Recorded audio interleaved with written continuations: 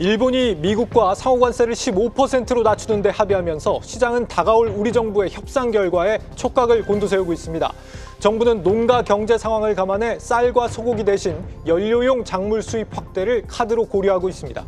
기재부 장관에 이어 오늘은 김정관 산업부 장관이 미국과의 에너지 분야 협력 등을 논의하기 위해 방미길에 올랐습니다. 여러분 안녕하십니까? 7월 23일 마켓워치 첫 소식 박승환 세종주재기자 연결해 들어보겠습니다. 박승환 기자, 우선 일본의 관세 협상은 상당히 성공적이라는 평가가 나온다고요? 그렇습니다. 관세 인하를 조건으로 일본의 자동차, 농산물 시장을 추가로 개방하고 5,500억 달러, 우리 돈 760조 원에 달하는 대규모 대미 투자를 집행하는 게 핵심입니다. 앞서 미국은 지난 4월 일본에 대한 상호 관세를 24%로 예고했다가 지난 7일 25%로 올린 바 있죠. 이번 협상에 따라 15% 상호 관세가 정해지면서 10%포인트를 낮추게 됐습니다. 추가로 트럼프 미국 대통령은 이날 필리핀과의 무역 합의가 타결됐다면서 19%의 상호 관세율을 적용한다고도 알렸습니다. 인도네시아와는 같고 베트남보다는 1%포인트 낮습니다. 이번 협상에 대해 일본 현지에서는 먼저 이시바 시게루 일본 총리가 미국의 무역 흑자를 내는 국가 중에는 가장 낮다는 점을 강조했습니다. 나아가 반도체와 의약품 등 경제 안전보장 측면에서 중요한 물자는 다른 나라보다 나쁜 대우를 받지 않는다는 확약을 얻었다고도 말했는데요. 우리 정부는 미국과 일본의 합의 내용을 분석하면서 한미 협의의 전략 다지기에 서두르는 모습입니다. 네, 우리 정부 입장에서는 희망이 생긴 것이기도 하지만 부담이 상당히 커졌다고도 할 수 있는 결과입니다. 정부 반응이 나온 게 있습니까? 네, 방금 전 나왔는데요. 대통령실은 미일 협상 결과의 세부 내용은 파악 중이다. 우리 협상에도 참고할 예정이라고 밝혔습니다.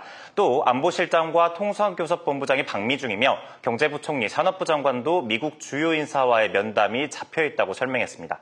김정관 산업통상자원부 장관은 오늘 한미 간 산업과 에너지 협력 강화에 무게를 뒀는데요. 오전 미국과의 관세 협상을 위한 출국에 앞서서 전한 내용입니다. 김 장관은 워싱턴 DC 현지에서 하워드 러트닉 미국 상무장관을 비롯해 크리스 라이트 에너지 장관 등을 잇따라 만납니다. 일본이 미국 알래스카 LNG 사업에 조인트 벤처를 설립하기로 한 가운데 우리 정부 역시 참여 의사를 타진할지 관심이 커집니다. 미국이 정한 상호관세 부과 유예 시한은 8월 1일로 이제 한 주가량 남은 상태죠. 어제 여안구 산업통상자원부 통상교섭본부장이 미국으로 출국했고 내일은 구윤철 경제부총리 겸 기획부의 정무장관이 방미길에 오릅니다. 네, 일본은 지금 700조 원이 넘는 막대한 투자에 농산물까지 개방을 했는데 우리도 웬만큼 내어주지 않고서는 좋은 결과를 얻어내기가 쉽지 않을 것 같습니다. 어떤 협상 결과가 예상되나요? 네, 공개된 내용으로는 쟁점이었던 미국산 쌀과 소고기 수입 허용은 협상 카드에서 빼기로 결정됐습니다. 국내 농산물 경제 전반에 미치는 영향을 고려해 레드라인으로 선을 그은 건데요. 대신 바이오에탄올용 옥수수 같은 연료에 쓰이는 작물 수입을 확대하는 쪽으로 협상에 임할 계획입니다. 구글이나 애플이 요구하는 우리나라의 고정밀지도 데이터의 반출 문제 역시 신중한 입장인데요. 군사적으로 대치 중인 국내 안보 현실과 함께 이를 허용할 경우 중국을 비롯한 다른 나라와의 형평성이 우려되기 때문입니다.